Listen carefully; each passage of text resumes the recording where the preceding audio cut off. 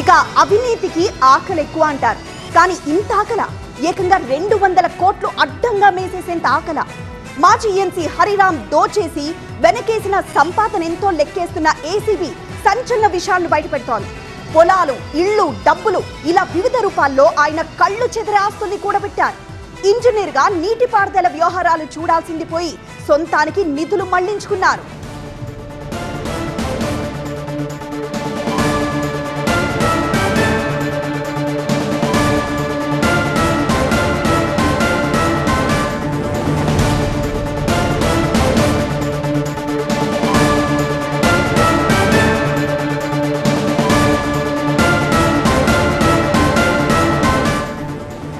ఏసీబీకి చిక్కారు మాజీ ఎన్సీ హరిరామ్. ఈయనకు 14 రోజుల రిమాండ్ విధించింది కోర్టు. ఏకకాలంలో 13 చోట్ల సుదీర్ఘంగా జరిపిన సోదాలని కూడా ముగిశాయి. గజ్వేల్లో భారీ ఎత్తున హరిరామ్ పేరిట ఆస్తుల్ని గుర్తించారు అధికారులు.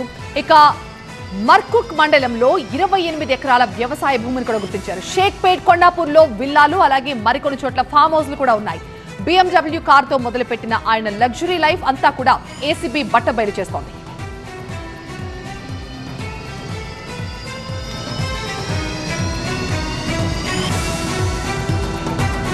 ఏకంగా 200 కోట్లని అడ్డంగా మేసేశారు ఈ మాజీ ఈఎన్సీ.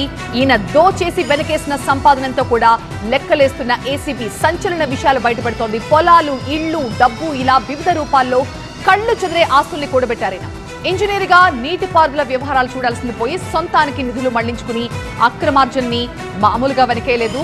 ఏసీబీకి చిక్కారు మాజీ ఎన్సీ హరిరామ్. ఈయనకి 14 రోజుల రిమాండ్ విధించినట్టుగా తెలుస్తోంది.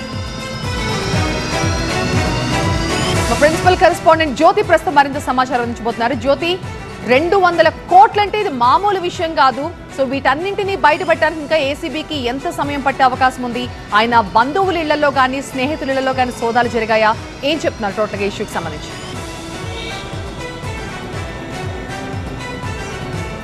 ప్రస్తుతం కాళేశ్వరం ఈఎన్సీ హరిరామ్ ఇంట్లో ఏసీబీ అధికారుల సోదాలు మాత్రం ముగిశాయి. అంతేకాకుండా కొంతమంది ఇంట్లో మాత్రం సోదాలు కొనసాగిస్తున్నట్లుగా తెలుస్తోంది. అయితే గత రాత్రి మాత్రం హరిరామ్ను జడ్జి నివాసంలో హాజరుపరిచిన అనంతరం జ్యుడిషియల్ రిమాండ్ కూడా విధించడం జరిగింది. అతన్ని చెంచులగూడ జైలుకి ఏసీబీ అధికారులు తరలించారు. అయితే ప్రధానంగా కూడా అటు చర స్థిర ఆస్తులకు సంబంధించి దాదాపు 200 కోట్ల రూపాయల వరకు కూడా అతను కూడబెట్టినట్టుగా తెలుస్తుంది. పక్కా సమాచారంతోనే ఏసీబీ అధికారులు సోదాలు నిర్వహించగా ఈ చర స్థిరాస్తులు అన్నీ కూడా బయటపడినటువంటి పరిస్థితి. ప్రధానంగా గజ్వేల్లో భారీగా చట్టవిరుద్ధమైనటువంటి ఆస్తులను కూడా గుర్తించారు. అంతేకాకుండా హైదరాబాద్ సహా ఏదైతే 13 ప్రాంతాల్లో ఏసీబీ అధికారులు అటు బంధువుల ఇళ్లలో, అతనికి సంబంధించినటువంటి ఇళ్లలో కూడా సోదాలు నిర్వహించారు. ప్రధానంగా షేక్పేట్లోనే ప్రస్తుతం ఆయన ఉంటున్నటువంటి విల్లాతో పాటు అక్కడ 2 విల్లాలు ఉన్నాయి. కొండాపూర్లో కూడా విల్లాలు ఉండడం జరిగింది. శ్రీనగర్, నార్సింగి ప్రాంతాల్లో కూడా ఏదైతే ప్లాట్స్ని కూడా గుర్తించారు. ఇక ప్రధానంగా ఏపీ అమరావతిలో సైతం కూడా కమర్షియల్కి సంబంధించినటువంటి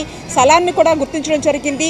అంతేకాకుండా 28 ఎకరాల వ్యవసాయ భూమితో పాటుగా పటాన్చెరువులో కూడా 20 కుంటలకు సంబంధించినటువంటి భూములు, శ్రీనగర్లో ఏదైతే ఇండిపెండెంట్ హౌసులకు కూడా గుర్తించడం జరిగింది. అంటే ఈ విధంగా అటు కొత్తగూడెం, మిర్యాలగూడ, సిద్దిపేట జిల్లాల్లో కూడా ప్రధానంగా భారీ ఆస్తులను కూడబెట్టడం జరిగింది. అంతేకాకుండా కేవలం ఈ 200 కోట్లు బహిరంగ మార్కెట్లో దాదాపుగా 10 రెట్లు ఎక్కువగా ఉంటుందంటూ కూడా ఒకవైపు ఏసీబీ అధికారులు గుర్తించినట్టుగా జరిగింది. ఒకవైపు ఆస్తులకు సంబంధించినటువంటి డాక్యుమెంట్స్తో పాటుగా మరొక వైపు ఏవైతే బంగారాన్ని కూడా స్వాధీనం చేసుకోవడం జరిగింది. పూర్తి స్థాయిలో కూడా ఈ 200 కోట్ల రూపాయలకు సంబంధించి అసలు ఏ విధంగా ఈ కూడబెట్టారనే దానికి సంబంధించి కూడా కూపీ లాగుతున్నారు ఏసీబీ అధికారులు. ఇకపోతే రేపు అంటే సోమవారం కస్టడీ పిటిషన్ కూడా దాఖలు చేసేటటువంటి అవకాశం కనిపిస్తుంది. హరిరామ్ను కస్టడీకి తీసుకుని విచారిస్తే ఇంకా పెద్ద మొత్తంలో కూడా ఆస్తులు బయటపడేటటువంటి అవకాశం చాలా స్పష్టంగా కనిపిస్తా ఉంది. రైట్, థాంక్యూ జ్యోతి.